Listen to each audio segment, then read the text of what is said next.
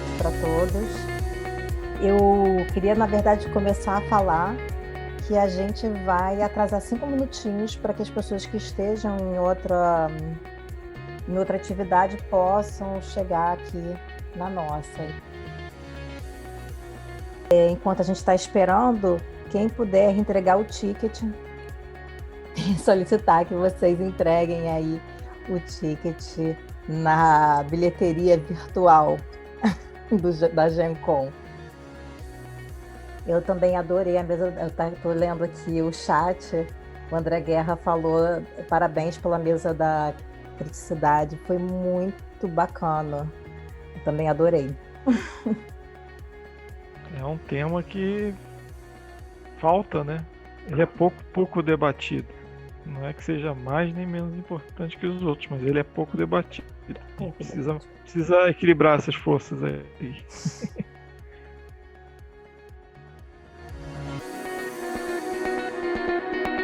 Então,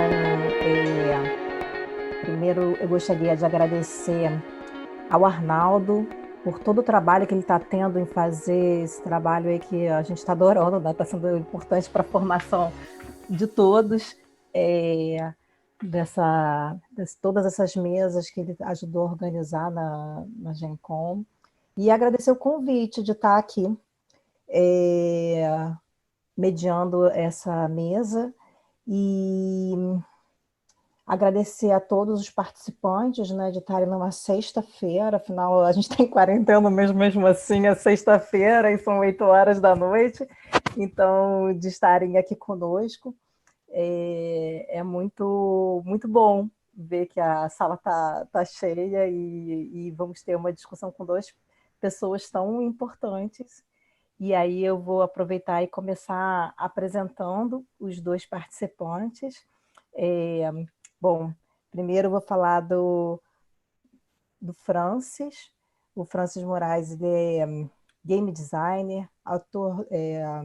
E, gente, o Francis Moraes de Almeida é professor do Departamento de Ciências Sociais e da pós-graduação em Ciências Sociais da Universidade Federal de Santa Maria. Ele possui graduação em Ciências Sociais pela Universidade Federal de Santa Maria, graduação em Psicologia, é sociólogo e psicólogo e doutor em Sociologia pela Universidade Federal do Rio Grande do Sul. Ele atualmente é professor associado do Departamento de Ciências Sociais e coordena o programa de pós-graduação em Ciências Sociais da Universidade Federal de Santa Maria. E, atualmente, ele dedica-se a pesquisas no campo da sociologia digital, sociologia dos boatos e estudos sobre jogos, Game Studies. É jogador de RPG desde 1992 e de jogos de tabuleiros modernos desde 2006. O Luiz Moraes, ele é Coelho, ele é game designer, autor dos jogos Recicle, Afluentes e Canastras, professor da Escola de Belas Artes da Universidade Federal de Minas Gerais, onde também fez seu doutorado. É mestre em artes visuais pela ECA da USP e graduado em desenho industrial pela SDI da UERJ. Ele coordena atualmente o FM Games, que é um grupo de ensino, pesquisa e extensão, cuja principal atividade atualmente é a coordenação dos jogos do conhecimento no espaço do conhecimento da Universidade da UFMG. E, por último, eu vou começar me apresentando também e vou começar a minha fala. Eu peço, por favor, que vocês me ajudem com controlando o meu tempo. A gente vai fazer da seguinte forma: cada um vai falar 10 minutinhos e depois a gente abre. Na verdade, assim, se vocês quiserem já escrevendo no chat, é minha primeira experiência em participar de uma mesa redonda virtual. E aí a gente faz, cada um fala 10 minutinhos e depois a gente abre para as perguntas. Mas se vocês quiserem colocando ela no chat, o Arnaldo e vocês mesmos podem me ajudar e a gente tentar juntar as ideias todas que forem surgindo. Então, vou começar compartilhando aqui minha tela com vocês, porque é para eu pegar a minha colinha aqui do PowerPoint, não me perder.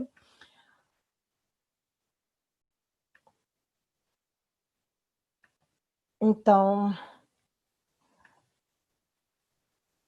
vou falar. Minha filha fez a capa aqui, teve participação especial. Experiências de jogos tabuleiros no ensino superior. E eu vou falar da minha experiência. Eu sou bióloga, formada pela UFRJ, depois eu fiz meu mestrado, meu doutorado em Biologia Celular e Molecular pelo Instituto Oswaldo Cruz, onde hoje sou pesquisadora do programa de pós-graduação em ensino de biociências e saúde, mas eu sou professora do Instituto de Biologia da Universidade Federal Fluminense e trabalho justamente na área de biologia celular e molecular. Lá eu trabalho com alunos da área de saúde, alunos da medicina, alunos da biologia, da odontologia, da nutrição, enfermagem, não sei se eu esqueci de algum curso. Então, eu tinha colocado já... Deixa eu colocar aqui o meu... Controlar aqui meu tempo, gente, senão eu falo demais, professora, é isso. Eu começo falando que assim, a sala de aula, para mim, sempre foi um lugar para brincar. E aí eu remonto lá à minha infância. Eu tive a oportunidade de estudar numa escola que era associado, o aprender era associado à diversão, à alegria de aprender, à construção do conhecimento. E desde que eu me vi em sala de aula, eu tentei trazer essa minha experiência de vida, de que aprender era relacionado ao prazer, para a minha sala de aula. E aí trouxe também junto, isso aqui é uma brincadeira que eu faço com o texto da Tânia Fortuna, que ela fala, sala de aula é lugar de brincar, e ela vai discutir que sim. E aí eu coloco também uma frase da Kishimoto, assim como a poesia e os jogos infantis despertam em nós o imaginário, a memória dos tempos passados. Então, acho que não foi à toa que eu também, quando pensei na minha fala, eu resgatei a minha infância. E também trouxe para a minha sala de aula, tentei trazer os jogos de tabuleiro, porque sempre fui apaixonada, sempre adorei jogar jogos de tabuleiro, e porque os jogos de tabuleiro, de acordo com a literatura, mesmo trabalhando com o ensino superior, eles são uma oportunidade de você trabalhar a socialização, a afeição, trabalhar a motivação e o aluno querer aprender junto com isso daí, a interação e o protagonismo dos alunos, a possibilidade de interpretação e representação do real, a construção do conhecimento de forma significativa, uma vez que os alunos estão motivados a aprender, e criar um ambiente propício para o debate. Isso daí é embasado em diversos autores da literatura. E a gente sempre... muitos de nós, acho que todos que estão aqui no Congresso continuam jogando na vida adulta, mas nem sempre é assim. E, infelizmente, na minha área, ainda hoje, os jogos no ensino superior não são uma realidade. Isso daí não apenas no Brasil, quando a gente vê essa revisão da literatura aqui, de jogos no ensino de biologia de 2017, os jogos no ensino superior, eles não são tão preponderantes como os jogos no ensino médio. E quando a gente vai na literatura internacional, tem aqui esse artigo, tendo diversão, jogando jogos e aprendendo biologia. Ele comenta também o seguinte, é interessante que a ideia de se divertir e jogar seja menos importante quando você tem a transição da escola primária para a secundária e depois para a educação superior. Mas como eu falei para vocês, eu sempre gostei, e em paralelo à minha pesquisa de mestrado e meu doutorado, eu desenvolvi um jogo que era da área que eu gostava, que eu tinha interesse, que era um jogo de biologia celular para dentro da sala de aula. É um jogo simples, ele baseado... Todo mundo conhece o Scotland Yard, é daquela ideia de você ter a solução de um problema e você ir buscando pistas nos locais, só que, obviamente, diferente do Scotland Yard, eu, como queria trabalhar com célula, eu pensei aí no tabuleiro como uma célula. Como todos que já tiveram alguma experiência de desenvolver jogos, um jogo você não desenvolve sozinha, você tem uma equipe que trabalha junto com você, então eu vou colocar aqui o nome das pessoas que participaram aí do desenvolvimento do jogo, E o jogo é um jogo de tabuleiros. Na época eu estava fazendo meu mestrado na Fiocruz, não foi parte do meu mestrado, foi em paralelo a ele, e a ideia era você entrar numa instituição de pesquisa e pensar num problema. Por exemplo, a origem da mitocôndria. Olha, gente, resgata aí a memória lá do seu ensino médio, ou da Cacete do Planeta, mitocôndria. Enfim, a ideia, então, você pensar ali na origem, e aí você ia jogando lá e buscando informações quando caía nas casinhas ali. Só que o jogo ele era pensado para que os alunos aprendessem, construíssem conhecimento à medida que eles iam jogando. Então, a gente tem diversas pistas, então a gente tinha o objetivo que ele aprendesse, que ele conseguisse apresentar uma solução de qual a origem das mitocôndrias, então era jogado em dupla, as duplas concorriam para ver quem apresentava a solução primeiro. E em cada pista a gente apresentava imagens que fossem evidências daquilo dali. Vão ter imagens científicas, vão ter gráficos, vão ter tabelas, então a ideia é que os alunos associassem as diversas informações e conseguissem construir uma solução. Com isso, a gente está pensando não só em trabalhar com a questão do jogo, da diversão, da motivação, mas algumas questões metacognitivas, que é o desenvolvimento de habilidades de interpretação de gráfico, de interpretação de imagem, de associação de ideias, e da discussão em grupo para construir uma solução que apresentasse uma estrutura narrativa. Então, eu coloquei aqui algumas das características, né? Associação de ideias, interpretação de dados científicos. Como, a princípio, ele era um jogo em dupla, depois eu vou falar um pouquinho que a gente trabalhou com o jogo da forma cooperativa, a ideia de você aprender, ouvir, se colocar, argumentar, então, outras questões que não são apenas conhecimento. Aquele conhecimento específico que a gente queria, né? São questões metacognitivas. E você conseguir escrever uma solução que envolva uma estrutura argumentativa, com uma narrativa, e com as evidências científicas. Então, assim, o jogo tem diferentes casos, cada caso a gente precisou pedir autorização de imagens de artigos que foram publicados para autores, mas isso aí não foi um problema. O jogo foi pensado inicialmente para o ensino médio, a gente publicou um artigo sobre isso, mas depois, quando eu cheguei na UF, em 2006, eu quis também trabalhar no ensino superior. E aí, no ensino superior, eu falei, vou pegar um caso que acho que a gente errou a mão, ficou difícil demais. E aí era um caso, olha, gente, envolvendo a entrada do vírus na célula. A gente perguntava como é que o vírus chegava no núcleo. Agora eu estou pensando em fazer um também sobre agora, né, o que a gente está vivendo. Aonde que ele se liga, como é que invade a célula. E aí, só para vocês terem uma ideia, que o cara tem que interpretar tabela, tem que interpretar imagem, tem que interpretar experimentos que foram feitos, que foram os experimentos que levaram os pesquisadores a entender aquilo dali. Lógico que também tem pista falsa. Então, é um jogo que ele envolve uma série de interpretações, discussões para que o aluno chegue a uma solução. E a solução ela precisa apresentar uma estrutura argumentativa, por exemplo, a evidência para o uso, ou melhor. Então, ele tem que conseguir entender o que levou aquele conhecimento. Então, não só construir o conhecimento ao longo do jogo, mas entender o que fez isso daí. E quando a gente perguntou para os alunos do ensino superior o que eles achavam, se gostariam de jogar de novo, a gente, 97% gostariam, e falavam que era um jeito mais fácil de aprender, era você divertido aprender enquanto jogava, e alguns colocavam questões assim, a partir do jogo eu percebi que eu posso, primeiro, aprender brincando, isso aí muitos deles falavam, mas como também posso me divertir e raciocinar enquanto eu estou aprendendo. E aí, por ser um mecanismo dinâmico, faz com que os alunos sintam-se estimulados a aprender, por ser mais participativo, fazendo com que se pense em um modo de resolver, estimula a curiosidade em descobrir a resposta, desenvolver um raciocínio de forma gradativa.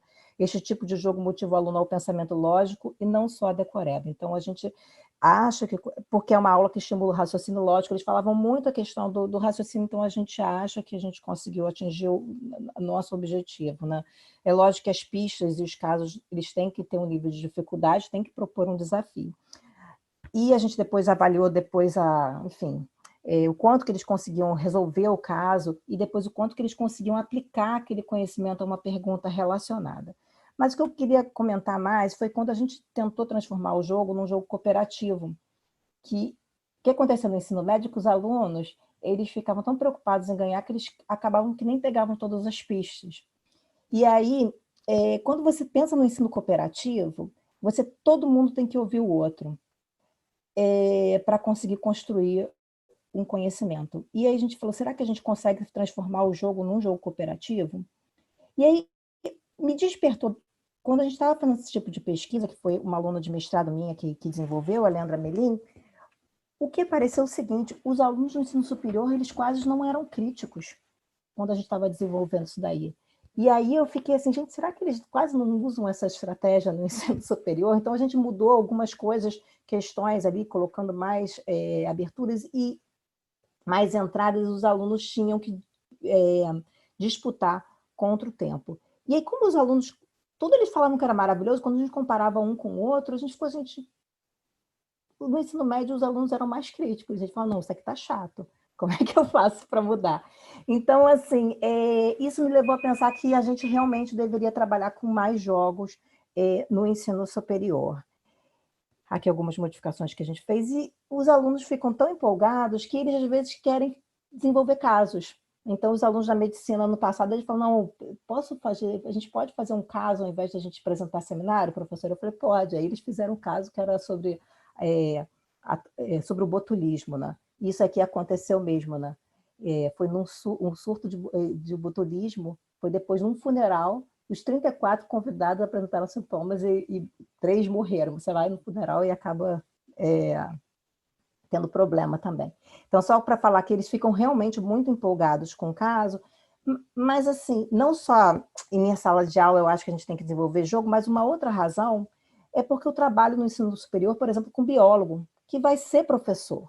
Então, ele precisa vivenciar jogos como uma oportunidade de aprendizado. E os alunos da medicina, eles também acabam gostando muito de jogar, e uma das razões que eu acho é que eles não ficam com tanto medo de errar, porque os alunos da medicina são muito pressionados a não errar desde o início. E aí eu queria comentar com vocês só de uma surpresa que eu tive no Jalequim, que eu fui o 2018, e que lá eles usavam o jogo no curso de formação de professor para falar do jogo. E aí eu fiquei muito feliz assim ver que o jogo que a gente usava, que a gente desenvolveu, estava sendo utilizado para discutir.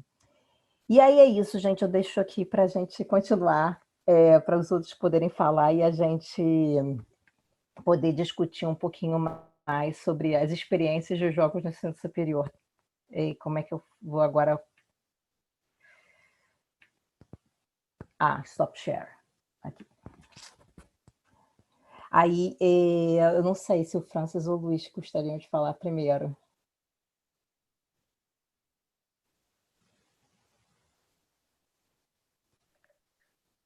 Era melhor eu ser autoritário.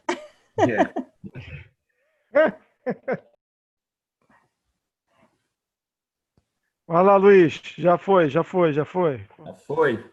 Oi. Boa noite a todos. Não sei se estão me ouvindo bem. Vou começar comentando que eu levei para a UFMG, em 2010, eu comecei com essa ideia de levar os jogos para o ensino, né?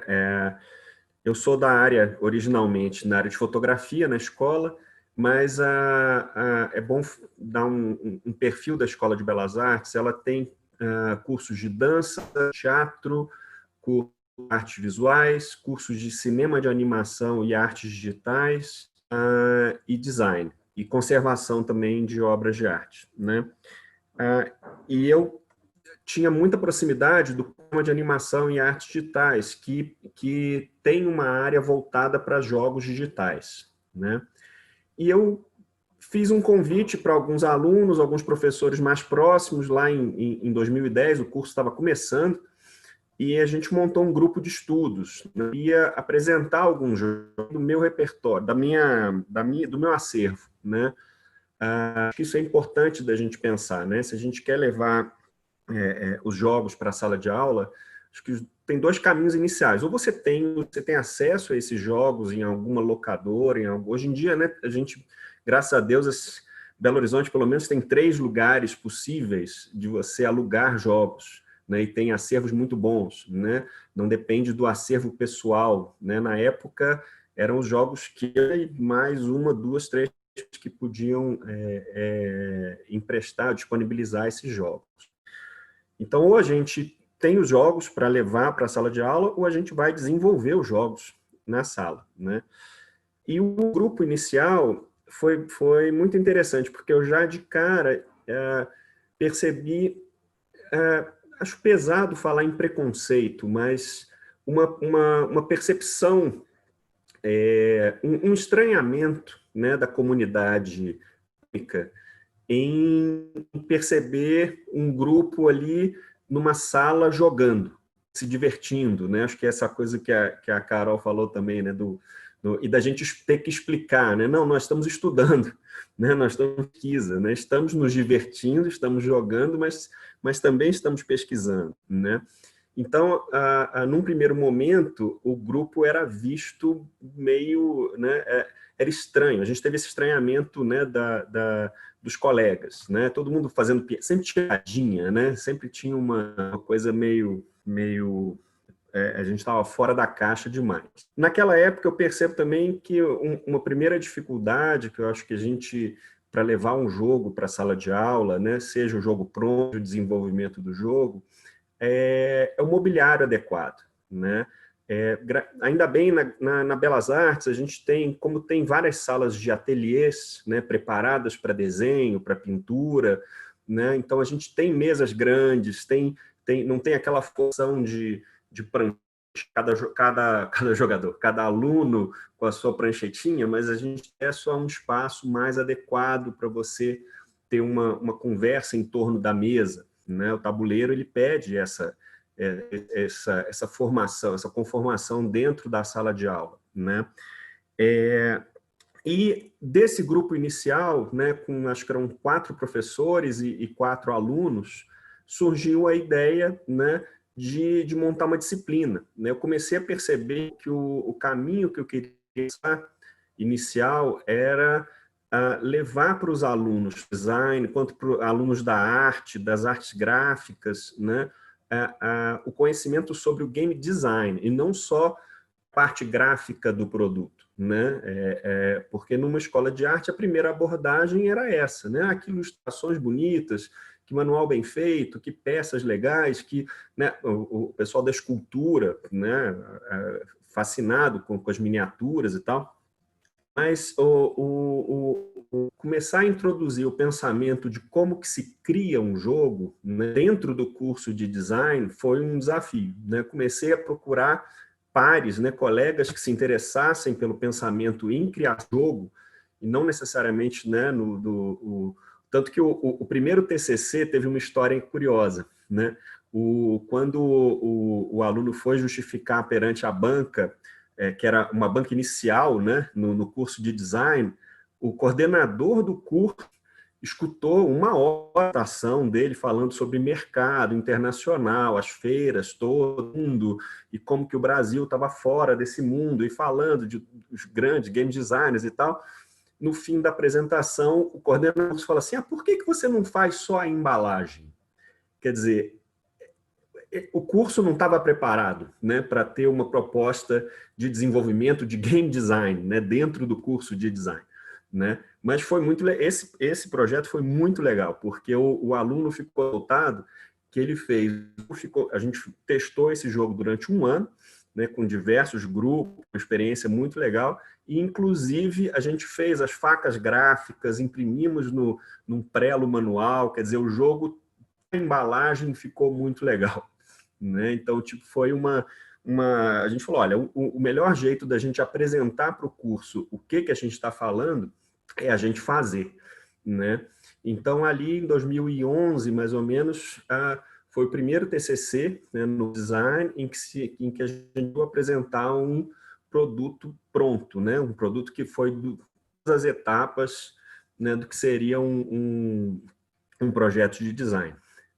E dali, essa disciplina, eu fui desenvolvendo a disciplina, fui desenvolvendo algumas orientações, né, e o FMG abriu um espaço de cultura no centro de Belo Horizonte, né, na Praça da Liberdade, que é o Espaço do Conhecimento. E o coordenador do Espaço do Conhecimento, na época, foi extremamente generoso, né, ofereceu para a gente, se a gente não tem um projeto para lá, né, e o projeto começou às quintas-feiras, porque o prédio tem um observatório. Tem um observatório do céu e tem um planetário, que às quintas-feiras ficava aberto até mais tarde, até às 9 da noite. Então, nós começamos a fazer, num espaço de oficinas, um evento chamado Jogos do Conhecimento, onde, no começo, eu levava meu acervo e, aos poucos,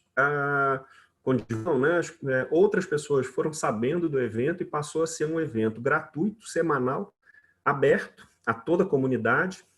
Esse evento começou em 2012 e ele existe até hoje, né? E o grande é um evento de extensão, né? Então é um evento que faz interface com a comunidade. Só fazer um adendo aqui, eu não prestei atenção que horas eu comecei, então, tipo, 8h30, até mais o quê? 5 minutos, talvez? Mais ou menos, tá, 5 minutos. Então, Eu calculo que 3. 3? Tá, tudo bem. Então, assim, para mim, esse evento de extensão, ele é fascinante. Por quê? Porque ele está num espaço cultural, né, bastante central na cidade, e ele pega um público que não conhece os jogos, né? As pessoas estão indo lá para o planetário, estão indo para a exposição, estão indo para ir no café, estão indo para curtir um espaço cultural e, de repente, chegam lá e se dão conta, entram numa sala, tem um agrícola na mesa, tem um Porto Rico, tem sei lá, um jogo, né, de tabuleiro, as pessoas logo falam, ué, tabuleiro? Né? Ao longo desses 8 anos, quase que anualmente, o grupo de pessoas que frequenta esse curso se renova, né? Tipo, se eu for pensar no histórico desse evento, né, muita gente conheceu, né, e teve um primeiro contato com jogos modernos através desse evento, né, que eu acho muito bacana. E, para fechar, né, acho que teria outras coisas, né, muitas coisas para falar, mas só para falar de uma historiazinha sobre... a gente faz oficinas, né? No verão tem as oficinas de festival de verão, e normalmente para crianças e adolescentes. E num desses dias a gente fez um evento só com jogos cooperativos, né? E isso muita atenção do público, muita gente nunca tinha ouvido falar disso, né? E só para comentar, teve um menino que me chamou a atenção, ele devia ter uns 10 anos de idade, e quando eu expliquei o jogo, a gente estava jogando o Shadows over Camelot, né? Que é o Rei Arthur e tal, que são as missões, jogo lindo, tabuleiro maravilhoso. E o menino falou assim, mas peraí, é todo mundo contra, mas eu jogo contra computador, que é muito mais inteligente que um pedaço de papel. Como é que eu vou perder para um pedaço, né? E aí ele jogou e perdeu, né? E ficou besta, né? Ele ficou surpresíssimo, achou fantástico um jogo de tabuleiro ter inteligência, né? Na cabeça dele, foi assim que ele expressou, né? Tipo, como que tinha uma inteligência que conseguiu superar, né? Isso daí foi uma das histórias marcantes, assim, dentre muitas outras, né? Mas eu reservei essa para minha fala aqui de 10 minutos. Francis. Eu vou usar o recurso do compartilhamento aqui também, mais por uma questão de organização mental minha aqui.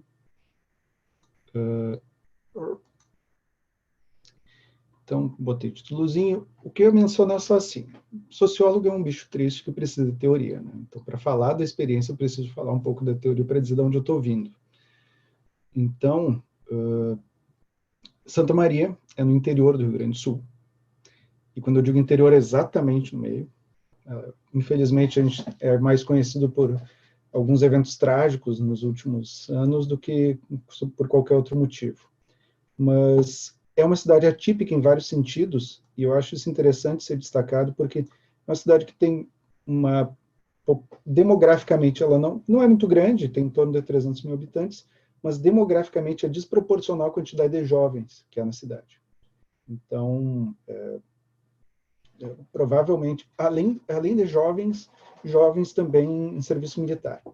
E é uma cidade cuja, se a gente pegar, quase 10% da população está envolvido com a Universidade Federal de Santa Maria, entre alunos, funcionários e professores. Então, essas são algumas características marcantes que tornam um pouco interessante o contexto no qual se dão as atividades que eu vou descrever aqui. Só que eu estou mencionando aqui, até por uma questão de referência, que eu notei acompanhando as outras mesas que o pessoal pede bastante, daí eu resolvi incorporar, partindo muito da concepção da Sueli Fragoso e do que a gente tem observado desde os anos 90, sempre que a gente fala em jogos, eu acho interessante destacar de que modo estamos pensando esses jogos. Uma abordagem mais do jogo como narrativa, né? Peguei aqui o Arcef e a Murray, que são dois dos textos mais interessantes. O cybertext, não tanto pelo cyber, mas é pelo text. A ideia de narrativa ergódica, ou a ideia do livro-jogo, propriamente, que agora tem sido resgatado até em ambientes digitais. E uma outra abordagem, pensar o jogo como game design, propriamente dito, né? Eu coloquei aqui o Rules of Play e o Game Design Reader, que basicamente são as obras referidas nesses 4 aqui na nossa edição brasileira. E eu acho interessante a gente, pelo que eu tenho observado também, fazer um resgate. Eu, pelo menos, acho que um bom caminho é trabalhar com essas 3 fontes quando a gente for pensar em jogo, independentemente de ser digital ou analógico, especialmente para os analógicos, mesmo que esse livro do Jules, que agora os 3 estão traduzidos, isso é uma outra coisa interessante. Quando eu comecei a trabalhar com isso, alguns anos atrás, era uma dificuldade, porque tinha que fazer a leitura do Jules a partir do inglês, o Cailot tinha uma tradução em português de Portugal, assim, que não era exatamente muito fácil. E o Homo Ludens, que está com uma tradução nova, o anterior não era ruim, mas sempre é bom. Para delimitar o conceito, eu acho muito bom o texto do conceito clássico de jogo, que é empregado pelo Jules, e esse rascunhozinho aqui que eu fiz a partir do dele, eu não consegui um incandescente, por isso que eu improvisei aqui. Tá? Mas essa definição de que há regras fixas em jogos, enfim, as regras não, mesmo que seja flux, as regras não mudam à medida que está jogando. O jogador está envolvido com o resultado, não é indiferente ao que vai acontecer com o jogo. O resultado é variável, não pode ser jogo da velha, né? Porque se os dois souberem jogar, ninguém ganha nunca. A valorização do resultado não pode ser indiferente à atitude de quem joga. A pessoa joga, seja para ganhar, pode ganhar, pode perder, o resultado é variável, mas ela está engajada em tentar alcançar um resultado. Se não precisar fazer nada para ganhar, então o jogo não tem graça. E por isso o desafio, né, o esforço. E aí lembra-se muito aquela curva do flow, que é muito empregada. Não pode nem produzir o tédio ou a apatia e também não a frustração. E as consequências negociáveis, talvez seja uma das questões mais discutíveis dessa classificação do Jules, mas pensa-se, bem, esse mesmo jogo pode ou não ter consequências reais. Aqui ele pensa mais quando ele está falando de eleições, e isso no âmbito das ciências sociais com quem eu trabalho, na maior parte das vezes é por essa via que se pensa a teoria dos jogos, e quando se fala em teoria dos jogos na minha área, basicamente teoria da escolha racional aplicada a eleições. Então, vai se pensar apenas esses termos. Os casos fronteiriços que ele apresenta aqui, e aí como jogador de RPG desde 92, eu admito que eu fico meio constrangido de ver RPG como caso fronteiriço de jogo, porque quem jogou já Dungeons and Dragons ou Pathfinder, ou esse mais hardcore, sabe que o quanto dá de discussão, algumas coisas como assim não houve ataque de oportunidade aqui quando eu andei, quando esse kobold andou na minha lateral. Então aqui, bem, depende do modo como se joga, né? E é aqui que eu fico mais interessado, porque, como cientista social, como sociólogo, eu estou mais pensando nas interações produzidas pelos jogos do que necessariamente alcançar um resultado específico com ele. Estou pensando mais no jogo como atividade autotélica, centrado em si próprio, do que como um meio. E aí eu fico observando, trouxe aqui algumas das que eu acho, não estou fazendo propaganda delas, né? Eu botei elas aqui só para que as pessoas saibam, caso, eventualmente o público não vai conhecer, não estou fazendo uma fala muito para os iniciados, então não é para os colegas que já conhecem isso aqui, mas é mais para o pessoal que está vendo e está conhecendo. Então, a Genius Games tem um pouco essa proposta de criar jogos com finalidade didática. O Citoses é muito nesse sentido. Esse ecossistema é um mais leve, que saiu agora, acho que nem chegou nas lojas ainda, e o Periodic, que, bem, não é toda a disciplina que tem a sorte de ter uma DDF, que fez uma tabela periódica que pode virar um tabuleiro direto, e eles conseguiram fazer isso de forma primorosa. Joguei com o irmão que é físico e não gosta de jogo de tabuleiro, e ele gostou da experiência, então tirei isso como critério. Isso seria uma das categorias que eu pensaria. Os jogos que estão criados com finalidade didática, e aqui eu estou pensando em jogos um pouco mais complexos e que podem nos servir para uso direto no ensino superior. Jogos baseados em teorias científicas. Eu peguei só a Sierra Madre Games, a Ion Design, aqui, os do Eklund e seu filho, eu coloquei alguns deles aqui, até nos grupos subterrâneos do WhatsApp a gente andou mencionando isso.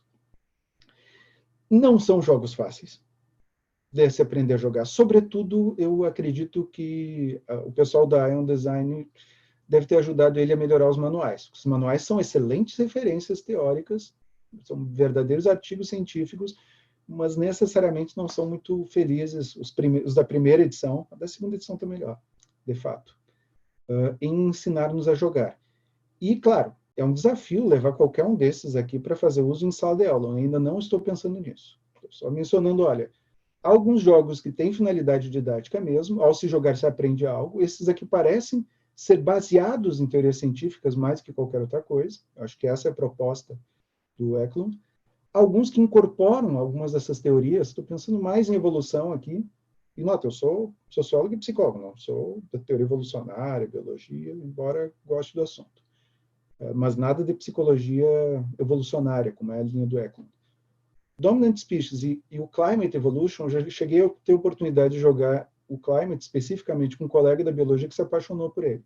Ele é virologista e disse, não, mas ele reproduz as estratégias no modo como faz... Sim. E eu acho que talvez ele seja um dos mais bem-sucedidos nisso. E foi criado originalmente, né, com essa finalidade. Especificamente, uso em sala de aula para demonstrar teoria da evolução. E aqui, pessoal, um pouco do que a gente fez aqui nos últimos anos. Isso aqui foi em 2015. Esse pessoal feliz e sorridente aqui na foto são alguns alunos de uma sala que, como dizia o Luiz, nós também não temos salas. Essa é uma sala de defesas, onde se faz a defesa das dissertações. Daí eu adaptei ali, a partir do nosso projeto de extensão, que é o Pesadelo dos Artificiais, eu comecei a pensar que, em 2015, que talvez fosse uma boa ideia esse projeto que existia desde 2012, a gente tentar empregar para que os alunos das ciências sociais soubessem ou conhecessem minimamente esses jogos. Então, a gente começou com um criado por um sociólogo, que é esse, o Stone Age, só para o pessoal conhecer, para ver como é que era, teve uma boa adesão. Não foi das maiores depois, mas a gente prosseguiu, e aí eu fiz no outro ano, basicamente um mini curso explicando o que eram jogos tradicionais, jogos modernos, e daí eu coloquei o palestra na frente, que eu adorava uma palestra. Então, quando dizia que tinha uma palestra, as pessoas iam.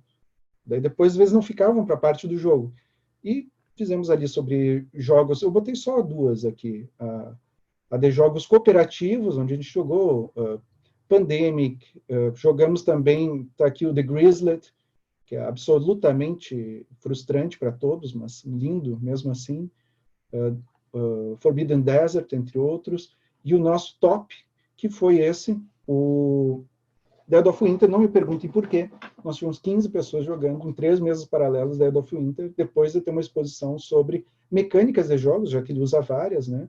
E depois o que a gente chamou de oficina lúdica. A oficina lúdica era simplesmente se reunir com as pessoas e explicar as regras de jogar, mas com alunos de ciências sociais que não tinham conhecimento prévio disso, no geral. Apareceu um pessoal do design, que depois acabou formando Carpeta, que a gente teve um podcast por 2 anos ali na Rádio Armazém. E aqui, como aprender conceitos jogando codenames via Zoom? Isso é uma das únicas implementações que eu consegui empregar de modo efetivo, que foi isso agora, durante a pandemia, né? Isso aqui é o print. Eu não tinha uma foto, descobri isso de ontem para hoje, que eu não tenho uma foto das 5 vezes que eu já usei em sala de aula, isso na epistemologia das ciências sociais. Na disciplina de epistemologia, porque tem muito filosofia clássica no início, moderna, né? E na parte do Wittgenstein, dos jogos de linguagem, é um prato cheio para a gente usar um jogo que trabalha com linguagem para explicar o conceito de jogo de linguagem.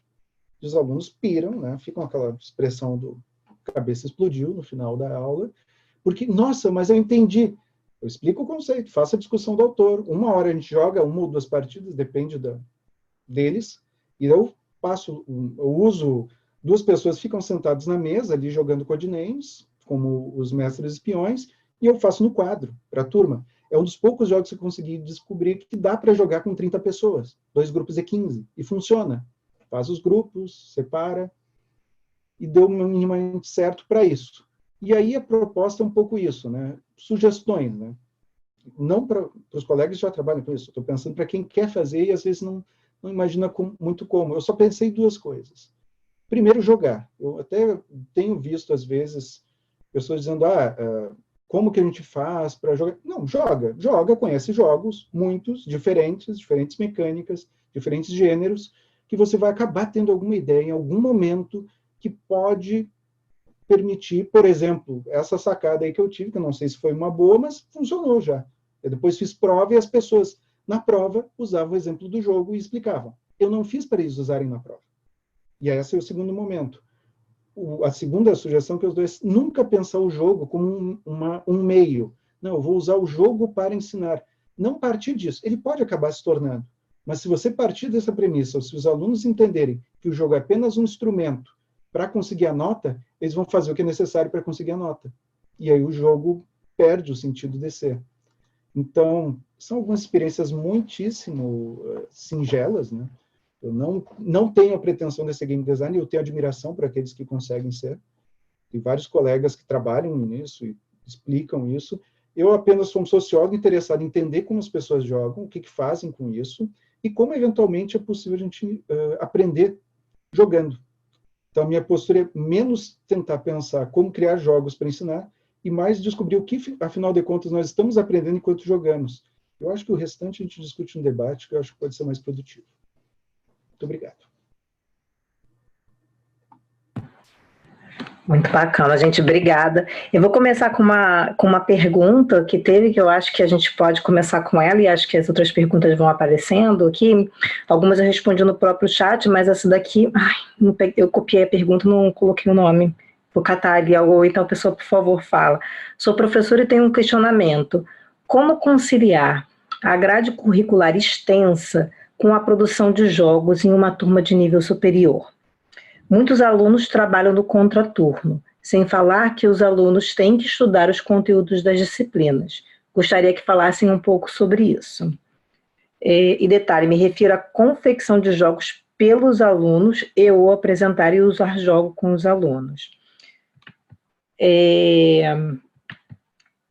Não foi o que você comentou, mas assim, fui mais pela produção dos jogos, mas assim, eu vejo que os alunos da medicina ficam um pouco preocupados com isso, né? Vem cá, a gente está aqui jogando e eu poderia ter aprendido esse conteúdo assim, se eu falasse em 10 minutos, 5, talvez. Eu estou aqui há 1 hora jogando, né? Para que esse tempo todo, né?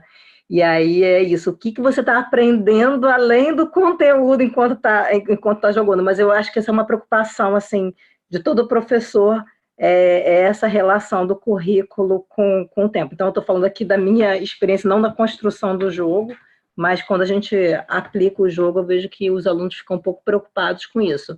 Apesar de, normalmente, eles avaliarem bem, gostarem, mas eu vejo que é uma preocupação, sobretudo com os alunos da medicina. E aí eu deixo para Luiz e Francis também falar. Nossa. Bom, rapidamente, assim, né? Acho que tem vários níveis, né? Se você está fazendo proposta para os alunos desenvolver um jogo X sobre qualquer tema, você tem que pensar o que você quer que eles façam um jogo a partir de qual repertório, né? Como avaliar? Você vai avaliar o jogo ou vai avaliar a aplicabilidade desse jogo? Né? No meu caso específico, era uma disciplina sobre jogos, né? Então, o objetivo da disciplina era justamente criar um repertório, né? O aluno da licenciatura muito interesse em conhecer jogos para poder ter um repertório, depois poder transmitir possibilidade para os alunos, né? Essa fala é muito interessante, assim, da perda de tempo, né? De angústia, né? Nossa, e realmente acho que quando o curso é muito dispar, né? Tipo, não é uma forma muito habitual de você transmitir aquele conhecimento, né? Estranheza que eu estava falando, né? Tipo, eu experimentei essa estranheza numa escola de artes, né? Imagino de engenharia, de direito, enfim, outros cursos mais, né? Que não tem tanta proximidade natural, né? Construída, né? Enfim, deixar para o Francis falar um pouco também. Olha, eu sou de uma área que pode parecer, não, é humanas, então o pessoal é mais receptivo. Muito pelo contrário. Pensa numa área onde, e o Crawford, não o Crawford que o Ju menciona, o Gary Crawford, que pesquisa sociologia dos jogos, videogame, eu vou fazer contato com ele agora que eu vou voltar efetivamente a conseguir pesquisar isso, porque ele diz, não, é a antissociologia, porque tradicionalmente as áreas mais fortes de sociologia são trabalho, sociologia do trabalho, no Brasil especialmente, e produção. Você falou em entretenimento e consumo, é a antissociologia. Então os alunos já olham assim, que jogo? Hã? Claro, alguns, tem um até aqui nos assistindo, encaram esse desafio, mas geralmente é pela via dos jogos digitais. Dos jogos analógicos, eu não sei se nas ciências sociais a gente já teve algum TCC no Brasil. E olha que são mais 70 cursos, então eu suspeito que não. Agora, quando começaram a aparecer os cursos de jogos digitais, pela via do digital, embora os colegas que trabalham com cursos nessa área também mencionem que há resistência por parte dos próprios alunos também com os jogos analógicos. Então, daí a gente está pegando a prima pobre da prima pobre, ou a vizinha da prima pobre da prima pobre. Né? Que talvez seja interessante aqui é a gente pensar, não é necessário que a gente desenvolva jogos. E aí eu vou mais nessa perspectiva da perda de tempo. A perda de tempo é atividade autotélica. Sim, você está jogando para jogar. Eventualmente, ao jogar, você aprende outra coisa. E depois você descobre que aprendeu outra coisa. A gente pode usar a filosofia do Karate Kid aqui. Sabe? Eu até lembrei, a gente tem uma oficina que chama Perca e Aprenda, que é isso, né? Grande parte da questão do social do jogo, né? É você lidar com a dificuldade, lidar com a frustração, lidar com a derrota, né? Lidar com a dificuldade de um jeito no laboratório, né? Não é uma real da sua vida. É uma frustração construída ali, preparada, finita, né? É um treinamento, é um fortalecimento dessas habilidades, né, sociais. Eu até penso que talvez uma das coisas, só para concluir esse tópico, uma das coisas mais interessantes é que esses jogos de tabuleiro modernos, eles estimulam algo que não é comum aos jogos, ou aos jogos tradicionais, que se joga geralmente para ganhar. Seja o pife, canastra, xadrez, dama, o que quer que seja. E quando você começa a jogar, porque o jogo lhe dá formas diferentes de vencer, e você joga para experimentar, para aprender diferentes formas, para entender. E o objetivo último pode não ser necessariamente vencer. Eu quero ter uma boa experiência de jogo. Então, isso já é um aprendizado. Então, talvez a resposta à questão indagada seja mais, não necessariamente jogar ou criar, pensar isso como uma necessidade de produzir jogos como objetivo, mas tentar ver até que ponto é possível desenvolver algo. Uma das perguntas mencionava ali, o Rafael falava, olha, dá para pensar isso com lógica. O Codename, sim, o Codenames Imagens mais ainda. Até para a gente pensar depois como se programa algoritmos para fazer um Dixit digital, por exemplo, ou um Mysterium digital. Bem, e funciona o tal do algoritmo? Eu ia colocar um questionamento para vocês também. Eu não sei, para mim, na universidade, assim, mais difícil do que a receptividade dos alunos é, às vezes, os meus colegas professores, né? O preconceito dos colegas professores vai que assim, primeiro já começa a chamar no diminutivo, né? Lá vai a Carolina com um joguinho. Ou mesmo teve uma monitora minha que quis desenvolver um jogo e eu falei para ela, acabou sendo selecionada para a segunda etapa da monitoria, de premiação. Eu falei, olha, você tem que ir preparada que não vai que muita gente tem muito preconceito contra jogos, sobretudo na universidade. Então, assim, vá preparada para isso, para você não se frustrar. E realmente as perguntas que foi colocada pela banca foi assim bem demonstrativa desse preconceito, né? E aí eu ia até comentar a Tânia Fortuna, ela comenta um pouco isso daí, né? O porquê desse preconceito é como se a infância vem com a concepção também da infância. O jogo está muito relacionado à infância e a infância relacionada ainda por muitas pessoas como aquele adulto que ainda não se desenvolveu. Eu não concordo com nada disso, só para colocar assim que muitas desse preconceito tem a ver com isso daí. E aí eu vou colocar para vocês também, né? Como é que é a receptividade do desenvolvimento de um trabalho de extensão com os jogos, ou as oficinas com os alunos, como que é isso no ambiente de trabalho de vocês?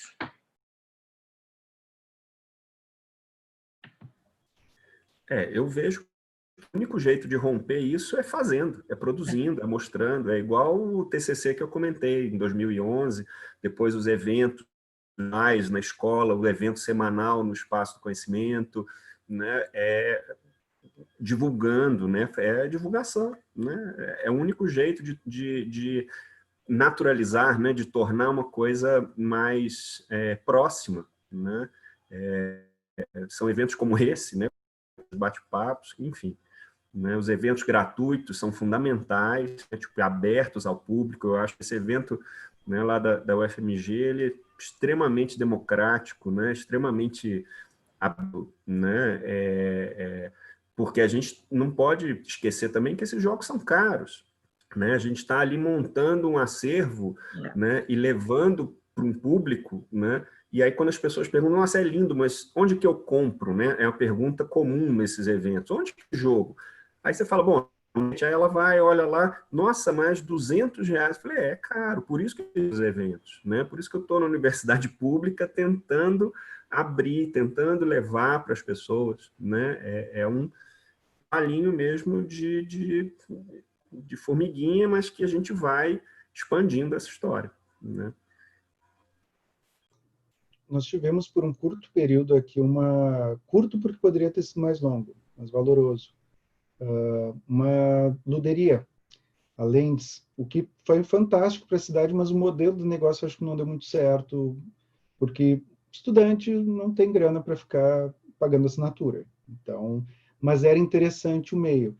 Eu estou tentando, agora, esse ano eu consegui ganhar um level up, assim, em burlar burocracia e conseguir enquadrar investimentos em rubrica. Então, eu acho que eu descobri um jeito em que é possível começar a montar uma luderia. Então, o problema é onde? E como deixar o acesso? Pois é, tem um colega nosso de uma faculdade de Zonas, o Clever, acho que até ele está aqui assistindo, não sei.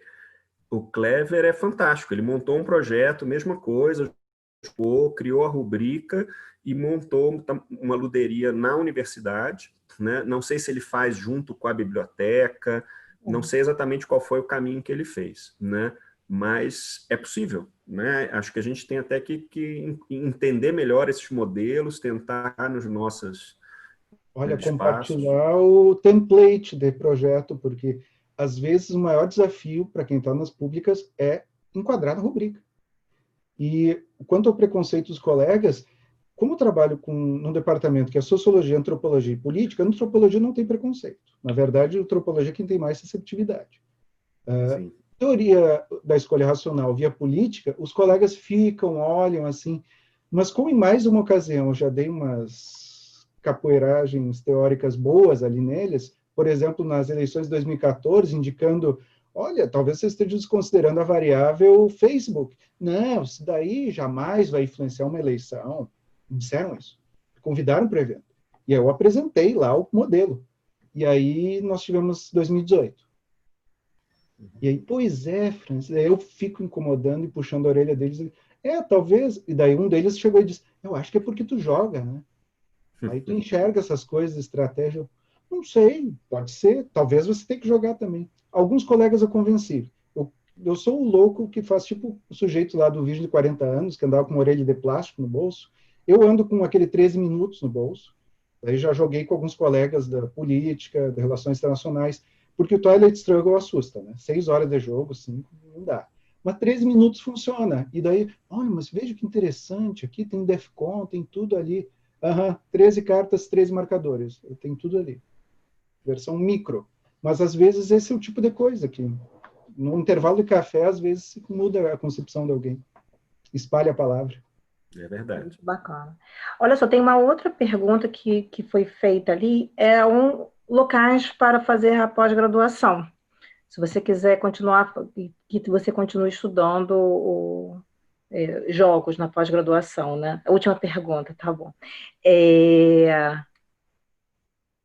Eu acho que depende muito, muito da área que você quer e onde você tá, mas eu acho que seria bacana a gente conseguir juntar as pessoas das várias universidades que já estão em pós-graduação trabalhando com isso, para a gente poder dar essa dica, né, dos locais que você pode, mas eu acho que depende muito, alguém respondeu assim, eu achei ótimo, se você conseguir convencer o orientador a trabalhar com isso, né, pode ser em qualquer lugar, eu achei ótima a resposta, é verdade, mas eu não sei se vocês gostariam de falar, por exemplo, eu sou da pós-graduação de ensino de biociências e saúde da Fiocruz, lá é, assim, é aberto, você poderia fazer um projeto trabalhando com jogos,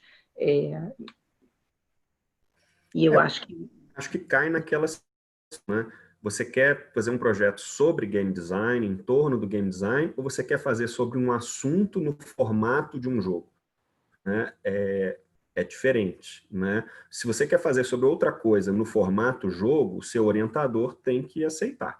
Né? Ou tem que aceitar, tem que se conversar com o orientador. Agora, se é na área do game design, aí você tem que procurar escolas que tenham programas, né? No caso, na Belas Artes, não tem o programa específico em game design, mas na pós das artes tem alguns caminhos de pós que você consegue incluir. Em Belo Horizonte, eu acredito que na PUC tenha um programa de pós-graduação em jogos digitais, né, que talvez tenha desdobramentos de tabuleiro também, jogos físicos, etc. Bem, dependendo da área, eu entro na mesma questão. Eu tenho uma linha. Tive 2 candidatos até hoje, um deles está nos assistindo aqui, começou o mestrado esse ano, na área de estudo sobre jogos ou Game Studies. Eu coloco lá a Game Studies porque é a palavra-chave, depois as pessoas encontram. Eu coloco estudo sobre jogos, às vezes ninguém acha, por keyword, pesquisando o látis dos outros. Né? Mas tanto mestrado como doutorado é possível, o nosso núcleo, o núcleo de estudo sobre emoções e realidades digitais, nerd com 2 Es, por acaso, apenas, casualidade. Mas em ciências sociais há alguma coisa, mais jogos eletrônicos. Na antropologia, na sociologia digital, há uma preocupação com isso, que a gente convence pela questão do dinheiro, né? Olha, move muito dinheiro, é mercado. Então, novamente, né, produção e consumo, entramos nesse dilema. Mas é possibilidades. Algumas pessoas eu conheço, pelo menos na área de ciências sociais. E isso é uma coisa interessante de se dizer, metade das pessoas que faz pós-graduação em ciências sociais, ou mesmo em sociologia, geralmente não é das ciências sociais. Então, não é uma área fechada, muito pelo contrário. Gente, o Arnaldo pediu para ser a última pergunta, a gente vai precisar encerrar. Arnaldo, mais uma vez eu gostaria de agradecer a essa oportunidade, a gente está conversando. Obrigada, Luiz e Francis. Obrigada a todos que ficaram agora, até agora com a gente. E, enfim, o pessoal colocou lá dos Magistério. Acho que é importante a gente poder continuar formando uma rede para a gente continuar conversando. Então, um abraço a todos, boa noite, e vamos continuar aí nos vendo nas próximas mesas, que está muito boa essa programação. Obrigada. Quer falar alguma coisa, Arnaldo, ou Luiz, o Francis, para finalizar? Não, só agradecer também o convite e a participação de todo mundo. Eu também agradecer. Se quiserem falar, agradece, Francis. Também agradeço o convite do Arnaldo e concordo com o pessoal falando no chat ali, a gente tem que trocar os contatos e criar os nossos canais para as pessoas conseguirem conversar. Apenas criando uma rede que a gente vai fazer com que esse preconceito com o estudo sobre jogos comece a dirimir um pouco, né, nas diferentes áreas. Boa.